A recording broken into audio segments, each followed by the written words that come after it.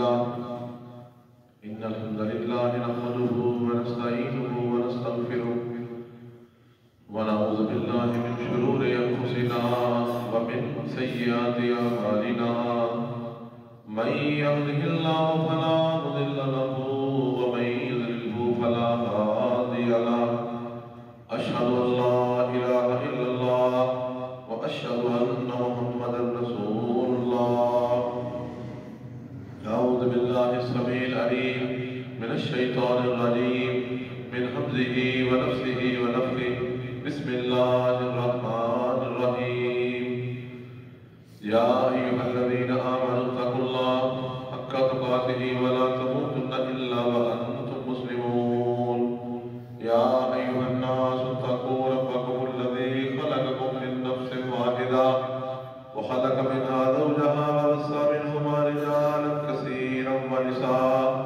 واتقوا الله الذي تساءلون به والأرحام إن الله كان عليكم رقيبا يا أيها الذين آمنوا اتقوا الله وقولوا قولا سديدا يصلح لكم أعمالكم ويغفر لكم ذنوبكم ومن يطع الله ورسوله فقد فاز فوزا عظيما اللهم صل على محمد وعلى آل محمد كما صليت على إبراهيم وعلى آل إبراهيم إنك حميد مجيد اللهم بارك على محمد وعلى آل محمد كما باركت على إبراهيم وعلى آل إبراهيم إنك حميد مجيد أما بعد فإن خير الحديث كتاب الله وخير الهدي هدي محمد صلى الله عليه وسلم فإن شر الأمور محدثاتها وكل محدثة بدعة وكل بدعة ضلالة وكل ضلالة في النار رب اشرح لي صدري ويسر لي أمري واحلل عقدة من لساني يفقهوا قولي رب زدنا علما رب زدنا علما رب زدنا علما أعوذ بالله من الشيطان الرجيم بسم الله الرحمن الرحيم لقد كان لكم في رسول الله أسوة حسنة ہر قسم کی حمد و ثنا تعریف توصیف عظمت بزرگی بڑائی خدائی بزرگی اللہ تبارک و تعالیٰ کی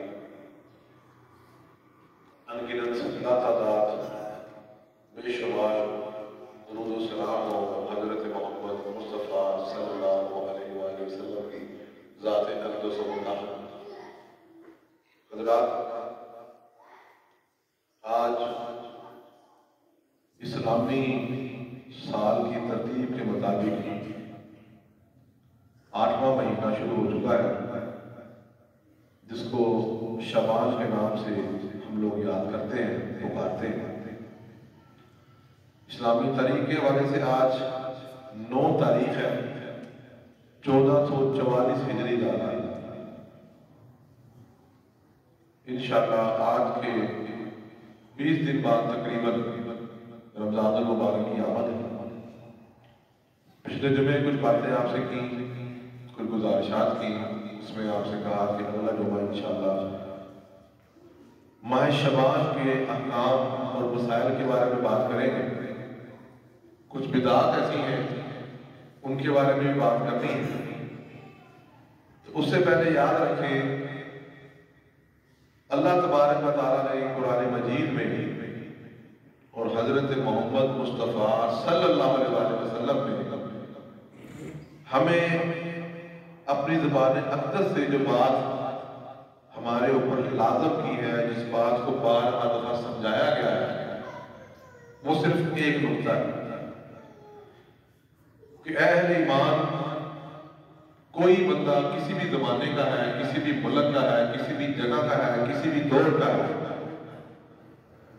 اس کے لیے دین اسلام پر عمل کرنے کا صرف ایک پیمانہ مقرر کیا لقد کان لکم فی رسول اللہ اسوۃ حسنہ کہ تم نے نماز پڑھنی ہے تم نے روزہ رکھنا ہے تم نے زکوٰۃ دینی ہے تم نے زندگی کا کوئی بھی عمل کرنا ہے اگر آپ مسلمان ہیں تو آپ کے لیے آئیڈیل، آپ کے لیے نمونہ، آپ کے لیے مثال، آپ کے لیے کردار صرف حضرت محمد رسول اللہ صلی اللہ علیہ وسلم کی ذات کہ ہم نے جس کو فالو کرنا ہے اللہ تعالیٰ کا حکم ماننا ہے. ہم نے اللہ تعالیٰ کو دیکھا نہیں، اللہ تعالیٰ کے احکامات ہم تک حضرت محمد رسول اللہ صلی اللہ علیہ وسلم کی طرف سے پہنچے، اور کوئی ذریعہ نہیں ہے کہ کسی اور سے ہمیں دین اوپر سے نیچے آیا ہو، صرف حضرت محمد صلی اللہ علیہ وسلم کی ذات. ہم اس لیے اہل سنت ہیں کہ ہم سنت کے مطابق عمل کرتے ہیں. ہم اس لیے اہل الحدیث ہیں کہ ہم لوگ جو بھی کام کرنا ہے ہم نے حدیث کو دیکھنا ہے کہ حدیث ہمیں اس بارے میں کیا رہنمائی کرتی ہے. اب جو کام اللہ کے رسول نے نہیں کیا، جو کام صحابہ نے نہیں کیا، سادہ سی زبان میں اس کو بدعت کہا جائے گا کہ یہ بندہ کوئی کام ایسا کر رہا ہے جو ثواب کی نیت سے کرتا ہے. یاد رکھیں اگر آپ نئے ڈیزائن کی جوتیاں پہنتے ہیں تو اس میں کوئی ممانعت نہیں. آپ نے گھروں میں اسی لگوائے ہوئے ہیں، کوئی بندہ کہ لو نہیں یہ بھی تو نہیں ایجاد، بھائی وہ دنیا کی ضروریات ہے، وہ علم ہے، ایک سائنس ہے، ترقی کر رہی ہے. آپ نے زندگی گزارنے کے لیے ان سائنسی علوم سے، ان تکنیک سے فائدہ اٹھایا، زندگی کو آپ نے آسان کر دیا. اس میں کوئی ثواب گناہ والی بات نہیں. اگر کوئی ایسی ٹیکنالوجی ہے، موبائل ہے، اگر آپ اسے تبلیغ کے لیے استعمال کرتے ہیں ثواب ہے، اگر آپ اسے گانے فلمیں دیکھتے ہیں تو گناہ ہے. بدعت ہمیشہ اس چیز کو کہا جائے گا جس کو آپ ثواب کی نیت سے کرتے ہیں لیکن اللہ کے رسول نے نہیں کیا، صحابہ نے نہیں کی، یا اللہ کا حکم نہیں آیا، اس کو ہم بدعت کہتے ہیں. تو اس لیے اس بنیادی نقطے کو سمجھنے کی ضرورت ہے. شعبان کا مہینہ، اس کے کچھ احکام ہیں، پہلے کچھ احکام آپ کو بیان کرتے ہیں، پھر اس میں کچھ بدعات ایسی ہیں جو ہمارے معاشرے میں رائج ہیں، اس سے ہم نے بچنا ہے. لفظی معنی شعبان کا بکھرنا ہے، چلنا ہے، منتشر ہونا ہے. اسلام نے 12 مہینوں میں 4 مہینے حرمت کے قرار دیے جن کے اندر لڑائی جھگڑا فساد شدت سے منع کیا گیا. ویسے تو سارے سال منع ہے لیکن ان مہینوں میں بالخصوص منع. جیسے کوئی بندہ کہتا ہے باہر جھوٹ بولتا ہے اور کوئی بندہ مسجد میں جھوٹ بول رہا ہے، ہم کیا کہتے ہیں یار مسجد میں بیٹھا جھوٹ بولتا ہے. اس کا مطلب یہ نہیں ہے کہ باہر جھوٹ جائز ہے، باہر بھی منع ہے لیکن مسجد کے تقدس کا خیال کرتے ہوئے اس میں تو بہت ہی بری بات ہے، یہ کہنے کا مقصد ہوتا ہے. تو اسی طرح لڑائی جھگڑا فساد پورے سال ہی منع ہے، پوری زندگی میں منع ہے، لیکن ان حرمت والے مہینوں کو جن کو اسلام نے قرار دیا اس میں تو بالخصوص بہت زیادہ منع ہوتا ہے. تو شعبان میں لوگ کیا کرتے تھے، رجب کا مہینہ حرمت کا گزار کے عربی لوگ پھر اپنی تلاش، رزق کی تلاش کے لیے گھروں سے نکلتے تھے، منتشر ہوتے تھے. کئی لوگ ایسے تھے رجب سے پہلے لڑائی کرتے تھے، رجب آ جاتا تھا وہ کہتے بھائی محرم کا مہینہ آ گیا، حرمت والا مہینہ ہے، اب ہم اس میں لڑائی نہیں کریں گے، لڑائی دوسرے رجب کے بعد کریں گے. تو پھر اپنی لڑائیاں دوبارہ شروع کرنے کے لیے کئی لوگ ڈاکے ڈالنے کے لیے گھروں سے نکلتے تھے، قافلے کے قافلے منتشر ہوتے تھے، اس لیے اس کو شعبان کہا. تو شعبان کے حوالے سے یاد رکھیں جو کام ہمارے کرنے والے ہیں، سب سے پہلی چیز اللہ اکبر، اللہ کے رسول صلی اللہ علیہ وسلم کی طرف سے جو پہلا کام کرنے والا ہے کہ اللہ کے رسول شعبان کے مہینے میں روزے بول رکھا کرتے تھے، شعبان کے روزے رکھتے تھے. حضرت عائشہ بیان فرماتی ہے لم یکن النبی صلی اللہ علیہ وسلم یصوم شہرا اکثر من شعبان فإنه كان يصوم شعبان كله. بخاری شریف کی روایت ہے. حضرت عائشہ بیان کرتی ہیں کہ اللہ کے رسول صلی اللہ علیہ وسلم رمضان کے بعد، رمضان میں روزے فرض ہے اس کی تو بات ہی نہیں، نفلی روزوں کی بات ہے کہ اللہ کے رسول صلی اللہ علیہ وسلم رمضان کے علاوہ جس مہینے میں کثرت سے روزہ رکھا کرتے تھے وہ شعبان کے مہینے میں رکھا کرتے تھے. تو الفاظ ہے کہ بعد میں تو آپ پورا کا پورا مہینہ ہی روزہ رکھا کرتے تھے شعبان کے بعد. یہ نفلی روزے بخاری شریف کی روایت ہے. حضرت ام سلمہ رضی اللہ تعالیٰ عنہ، حضرت ام سلمہ بیان کرتی ہے کہ میں نے حضرت عائشہ سے دوسری روایت شعبان کے اندر روزہ رکھنے کے بارے میں دوسری روایت کہ حضرت عائشہ سے میں نے سوال کیا رضی اللہ تعالیٰ عنہ اللہ کے رسول صلی اللہ علیہ وسلم کے نفلی روزوں کے بارے میں کہ اللہ کے رسول یہ صحابہ کرام کی ایک عادت، صحابیات بھی ایسے کرتے تھے کہ وہ کچھ چیزیں اللہ کے نبی سے پوچھتے تھے، کچھ اللہ کے نبی کی بیگمات سے، کچھ اللہ کے نبی کے صحابہ سے، کہ ہمیں بتائیں کہ اللہ کے رسول کے معمولات کیسے ہیں، تاکہ ہمیں بھی اصلاح ہو جائے، ہماری کو ترغیب ہو جائے۔ انہوں نے کہا جی کیا کرتے تھے؟ حضرت عائشہ نے بیان کیا کانا یصوم حتی نقول قد صام و یفطر حتی نقول قد افطر۔ فرمایا کہ اللہ کے رسول صلی اللہ علیہ وسلم جب پورے سال میں رمضان کے علاوہ روزہ رکھتے، پھر آپ اگلے دن بھی روزہ رکھتے، پھر اس سے اگلے دن بھی، پھر اس سے اگلے دن بھی، یعنی مسلسل اللہ کے رسول فرمایا روزے ہی رکھتے رہتے تھے، یہاں تک ہم یہ کہتے تھے کہ اللہ کے رسول صلی اللہ علیہ وسلم اب مسلسل روزے ہی رکھیں گے۔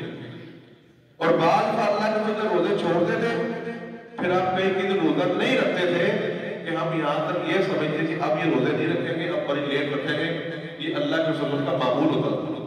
اس سے ایک چیز یہ بھی ثابت ہوتی ہے کہ فرض چیز کے علاوہ اللہ کے رسول کسی چیز کو فرض نہیں سمجھتے تھے، یہی آپ کی تبلیغ تھی، یہی آپ کی تعلیم تھی۔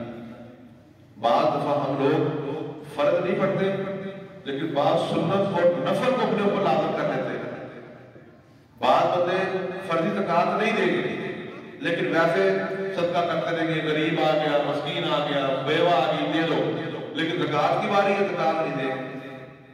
بعض بندے نفل بہت پڑھیں گے، میں یہ فلاں سفر میں جا رہا ہوں 2 نفل پڑھ لوں، فرض نہیں پڑھے گا، نفل پڑھ لے گا۔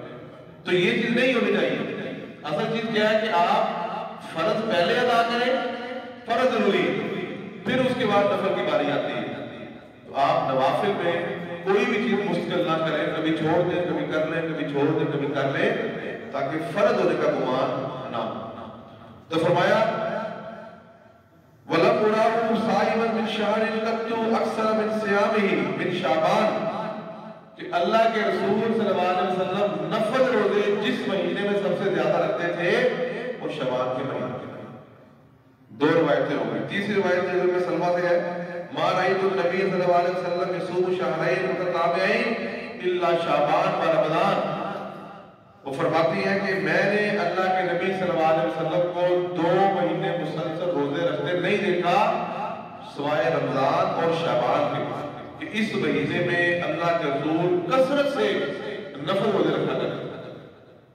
ہم نے یہ حدیث سن لی، اب ہمیں چاہیے کہ ہم کل اس سنت پہ عمل کرتے ہوئے روزہ رکھیں۔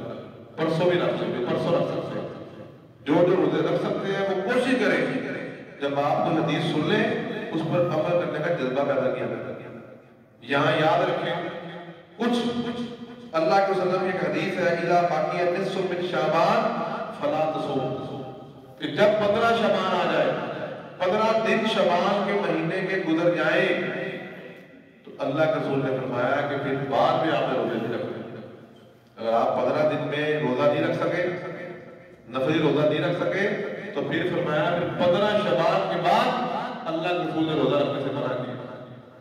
لیکن وہ لوگ روزہ رکھ سکتے ہیں جو اللہ کے نبی کی سنت پر عمل کرتے ہوئے ہر سوموار اور ہر جمعرات روزہ رکھتے ہیں، کیونکہ اللہ کے رسول کی سنت تھی آپ پورے سال ہی سوموار اور جمعرات کو روزہ رکھتے ہیں۔ تو جو بندے سوموار اور جمعرات کو روزہ پورا سال میں رکھتے ہیں وہ 15 شعبان کے بعد بھی رکھ سکتے ہیں۔ ایک دوسری صورت وہ لوگ بھی نصف شعبان کے بعد روزہ رکھ سکتے ہیں جنہوں نے کوئی قضا نہیں ہوتی۔ کئی لوگ ہیں جن کے روزے رہ جاتے ہیں، اکثر خواتین کے روزے رہ جاتے ہیں، تو ان کو بھی ترغیب دلائی گئی ہے کہ وہ اس مہینے میں کیا کریں، اپنے روزے جو پچھلے سال رمضان کے رہ گئے ہیں وہ اس مہینے میں رکھ لیں۔ اسی طرح یاد رکھیں جو نصف شعبان سے پہلے روزے رکھ رہا ہے وہ بھی 15 شعبان کے بعد روزے رکھ سکتا ہے۔ ادروائز اگر آپ نے 15 شعبان سے پہلے روزے نہیں رکھے تو پھر آپ بالکل روزے نہ رکھیں، پھر آپ رمضان کا انتظار کریں تاکہ آپ کی انرجی ضائع نہ ہو۔ یکم رمضان سے پھر آپ تہیہ کر کے پورے مہینے کے روزے رکھیں۔ حضرات اسی طرح یہ روزے رکھنا اللہ کے رسول کی سنت ہے، ہمیں اس پر عمل کرنا چاہیے۔ جو چیزیں ہمارے معاشرے میں رائج ہے لیکن شریعت سے ان کا تعلق نہیں، وہ چیزوں کی میں وضاحت کرنا چاہتا ہوں۔ سب سے پہلے نصف شعبان کا روزہ رکھنا۔ بعض بندے پورے شعبان کے پہلے بھی روزہ نہیں رکھیں گے، جب 15ویں شعبان آتی ہے کہتے ہیں جی اب روزہ رکھو۔ 15 شعبان کا یاد رکھیں، کوئی صحیح سنت سے، کوئی صحیح حدیث سے اس روزے کے بارے میں کوئی فضیلت نہیں۔ اسی طرح ایک اور بڑی چیز جو ہمارے معاشرے میں رائج ہے وہ نصف شعبان، 15 شعبان کی رات کا قیام ہے۔ ہم لوگ اس رات چراغاں کر لیتے ہیں، مسجدوں میں لائٹیں لگ جاتی ہیں، لائٹیں لگا کے پھر اس رات لوگ بڑے اہتمام سے مسجدوں میں جاتے ہیں۔ بھائی مسجدوں میں کیا کرنے آئے؟ لو جی ہمیں یہ پتہ چلا کہ جی فلاں فلاں چیز ہمیں بتائی گئی اور ہم اس لیے آئے، حالانکہ حدیث میں سے کوئی تعلق نہیں۔ اللہ کے رسول نے ان کے بارے میں ایک حدیث آتی ہے، اذا كانت ليلة النصف من شعبان فقوموا ليلها وصوموا نهارها۔ ایک روایت اس بارے میں پیش کی جاتی ہے کہ جب 15 شعبان آ جائے تو اس کے دن میں روزہ رکھو اور اس کی رات میں قیام کرو۔ ابن ماجہ کی روایت ہے جسے امام البانی نے ضعیف قرار دیا، یہ سندن یہ حدیث صحیح طرح ثابت نہیں۔ اسی طرح ایک اور چیز کی وضاحت بڑی ضروری سمجھتے ہیں کہ ہمارے ہاں شب برات کا ایک تصور موجود ہے۔ یہ شب برات ہے، یہ 15 شعبان ہے۔ اس رات اللہ تبارک و تعالیٰ ایک قبیلے کی بکریوں کی بالوں کے برابر اللہ تعالیٰ جہنم سے آزادی دیتے ہیں۔ اس رات تقدیر لکھی جاتی ہے، اس رات رزق تقسیم کیا جاتا ہے، اس رات فلاں فلاں قسم کے کام کیے جاتے ہیں۔ دلیل کیا ہے؟ دلیل انا انزلناہ فی لیلۃ مبارکہ انا کنا منذرین، کہ اللہ تعالیٰ نے قرآن مجید میں فرمایا کہ بے شک ہم نے اس قرآن کو مبارک رات میں اتارا، انا کنا منذرین، اور اللہ فرماتا ہے کہ بے شک میں ہی ڈرانے والا ہوں۔ کہ اس رات کو لیلہ مبارک کہا کہ ہم نے اس میں قرآن کو اتارا۔ یہ آیت حضرات یاد رکھیں کہ یہ ایک کنفرم سی بات ہے کہ اگر آپ کسی بندے سے پوچھیں کہ اللہ تبارک و تعالیٰ نے قرآن مجید کس رات نازل کیا، تو ہر بندے کو پتہ ہے کہ لیلۃ القدر میں نازل کیا۔ لیلۃ القدر رمضان کی آخری 5 پاک راتوں میں سے ایک رات ہے۔ وہ 21ویں ہو جائے، وہ 23ویں ہو، وہ 25ویں ہو، وہ 27ویں ہو، وہ 29ویں ہو، ان تاک راتوں میں سے ایک رات لیلۃ القدر کی رات ہے۔ اسی میں اللہ تعالیٰ نے فرمایا انا انزلناہ فی لیلۃ القدر، کہ اللہ تعالیٰ نے قرآن میں فرمایا کہ ہم نے اس قرآن کو لیلۃ القدر میں نازل کیا ہے، اور اسی رات وہ تمام باتیں ہیں جسے ہم قدر کی رات کہتے ہیں، تقدیر کی رات کہتے ہیں، جس رات اللہ تبارک و تعالیٰ گناہ معاف کرتے ہیں، جنت سے آزادی دیتے ہیں، اللہ تعالیٰ رزق تقسیم کرتے ہیں، وہ وہی رات ہے جس رات قرآن مجید نازل کیا گیا، اور قرآن مجید لیلۃ القدر میں نازل کیا۔ اس کے علاوہ ان آیتوں کو 15 شعبان میں لگانا، اس کا تصور صحیح حدیثی چیزیں ثابت نہیں۔ اس کے ساتھ ساتھ ہمارے معاشرے میں، ایک اسلامی معاشرے میں باہر جائیں گے پٹاخوں کی باتیں شروع ہو جائیں گی، کیوں جی شب برات؟ عام چھوٹے بچے ہم خود پیسے دے رہے ہوتے ہیں، چلو جی پٹاخے میں جا رہے، کیوں نہیں شب برات؟ بھائی اسلام نے یاد رکھو ان پٹاخوں بجانے کا اور آتش بازی کرنے کا، انار جلانے کا، آگ جلانے کا کوئی تصور اسلام میں موجود ہی نہیں۔ آگ کی پرستش کرنا مجوسیوں کا کام ہے۔ مجوسی باقاعدہ ایک مذہب ہے جو آگ کی پرستش کرتے ہیں، وہ جلانا کرتے ہیں، وہ لائٹیں جلاتے ہیں، وہ آگ جلاتے ہیں اور اپنے تہوار اس دن اس طرح مناتے ہیں۔ یاد رکھیں اسلام کے اندر ان چیزوں کا کوئی تصور نہیں۔ آتش بازی کا، انار دے کے انار جلاتے رہنا اب جدید سے جدید طریقے نظر آتے جا رہے ہیں۔ ایک تو یاد رکھیں فضول خرچی، اور فضول خرچی کو شیطان کے بھائی قرار دیا جائے۔ ایک انار آپ جلا رہے ہیں، اس کا کوئی فائدہ نہیں ہے۔ آپ پٹاخے جلا رہے ہیں، لوگوں کو تنگ کر رہے ہیں، کوئی بیمار ہے اس کا سکون برباد ہو رہا ہے، کئی بندے دل کے مریض ہیں اتنے پٹاخوں سے، ان کے لیے مسائل ہیں، کئی خواتین ہیں، چھوٹے بچے ہیں، ان کے گھروں میں مسائل ہیں، کئی بوڑھے بندے ہیں وہ تنگ ہوتے ہیں، لیکن ہم اپنی طرف سے ایک نام نہاد عبادت بنا کے اور ہم اس کے اوپر نامزد ہو جاتے ہیں۔ حضرات اب کرنا کیا ہے؟ ان تمام چیزوں سے، ان خرافات سے ہمیں بچنا چاہیے، اور ہمیں اس شعبان کے مہینے میں جو کام کرنے چاہیے، نمبر 1 رمضان کی تیاری کریں۔ آج سے آپ چند سال پہلے دیکھیں گے، 10 سال 20 سال پہلے چلے جائیں، گھروں میں عموماً بزرگ کہتے تھے لو جی رمضان کو 5 مہینے رہ گئے، رمضان کو 6 مہینے رہ گئے، رمضان کو 3 مہینے رہ گئے، رمضان کو 2 مہینے رہ گئے، اور آج آپ دیکھ لیں کہ 20 دن رہ گئے ہیں۔ صرف مولوی صاحب ہی آپ کو بتائیں گے کہ 20 دن رہ گئے ہیں، ادروائز آپ کو ہمارے معاشرے میں یا ہمارے گھروں میں جو پہلے سالوں میں پچھلے سالوں میں رمضان کی تیاری کی جاتی تھی اب وہ نظر نہیں آتا۔ اس کی وجہ ہم لوگ، یہ جو بڑے لوگ بیٹھے ہیں، اس کی وجہ یہ ہے کہ یہ اب اگلی نسل کو یہ بات سمجھا ہی نہیں رہے کہ رمضان کتنا برکت والا مہینہ ہے، اپنے گھروں میں اس اہتمام کر ہی نہیں رہے جو رمضان کے فضائل برکات ہیں، ہم اگلی نسل میں منتقل نہیں کر رہے۔ رمضان میں اس سے پہلے آپ رمضان کی تیاری کریں، آپ نے روزے رکھنے ہیں، کسی نے کوئی چیز کھانی ہے، کوئی چیز کھانی ہے، اپنا بجٹ مخصوص کریں اور آپ اپنے گھر میں بچوں کو بتائیں کہ یہ میں رمضان کا سامان اکٹھا کر رہا ہوں، راشن تو آپ نے لے کر آنا ہے، آپ کی ذمہ داری۔ تو آپ جب یہ بات کہیں کہ میں جی رمضان کی تیاری کر رہا ہوں، اس سے آپ کو ثواب بھی مل جائے گا۔ کچھ راشن اپنے لیے اکٹھا کریں اور کچھ راشن اپنے غریب رشتہ داروں کے لیے اکٹھا کریں۔ کہ رمضان آ رہا ہے، غریب لوگوں نے بھی روزے رکھنے ہیں، تو مہنگائی جس قدر زیادہ بڑھ رہی ہے، آپ کو چاہیے ابھی سے اس مہینے کچھ بجٹ اپنے غریب رشتہ داروں کے لیے مختص کر دیں۔ جہاں آپ لاکھوں روپیہ اپنے بچوں کے لیے رکھتے ہیں، وہ بھائی 20، 25، 50 ہزار کا راشن لے کے ابھی رکھ لیں اور اس بارے میں اپنے دماغ کو گھمائیں۔ جن کے پاس پیسہ ہے ابھی 5 لاکھ کی دالیں، چینی، چاول رکھ لیں۔ آپ اگر صدقہ نہیں کر سکتے اول صدقہ کر لیں، اگر نہیں کر سکتے تو غریب بندوں کو یکم رمضان سے رعایتی قیمت پہ دینا شروع کر دیں۔ کہ غریب کے پاس تو پیسہ نہیں ہے کہ وہ ایڈوانس اگلے مہینے کا راشن لے، وہ تو بیچارہ صبح اگلے دن کی روٹی وہ آج شام اپنی پوری کرتا ہے، پھر شام دیکھتے ہیں پیسے آئے کہ نہیں آئے، پھر اگلے دن وہ راشن لے کے جاتا ہے۔ اللہ نے آپ کو وسائل دیے تو آپ 5 لاکھ ہے، 10 لاکھ ہے، 5-10 لاکھ کا راشن لے کے رکھیں اور بغیر کسی پرافٹ کے دے دیں، یہ بھی اس میں بہت بڑا ہے۔ اگر کر سکتے ہیں تو 10 گھروں کو ٹارگٹ کریں اور اس رمضان میں رمضان سے پہلے جن غریب بچوں نے، غریب ماؤں نے، غریب بہنوں نے روزے رکھنے ہیں، آپ یکم رمضان سے پہلے ان کے گھروں میں راشن پہنچا دیں کہ بھائی تمہارے یہ 30 روزے ہیں، 29 ہیں، یہ ہماری طرف سے آپ رکھنا۔ اللہ تعالیٰ اس کام کو اجر دے۔ اور کام کیا کرنا ہے آپ نے؟ اس شعبان کے مہینے میں یاد رکھیں اپنے مال کا حساب کریں۔ آخری بات کہہ کے بات ختم کرتا ہوں، اپنے مال کا حساب رکھیں اور یکم رمضان سے اپنی زکوٰۃ ادا کرنا شروع کریں۔ کوشش کیا کریں کہ ہر سال اپنی زکوٰۃ رمضان میں ادا کریں تاکہ رمضان میں ایک ثواب اللہ تعالیٰ بڑا بڑھا چڑھا کے دیتے ہیں۔ تو جو آپ نے زکوٰۃ دینی ہے، اس مہینے دینی ہے، پچھلے مہینے دینی ہے، کوشش کریں اسے رمضان میں ادا کیا کریں اور اپنے کاروبار کا حساب رمضان کو رمضان کرنا شروع کریں۔ یہ وہ کام ہے جو ہمیں شعبان کے مہینے میں کرنے چاہیے۔ اللہ تعالیٰ سے دعا کرتے ہیں اللہ ہمیں عمل کی توفیق عطا فرمائے۔ وآخر دعوانا الحمدللہ۔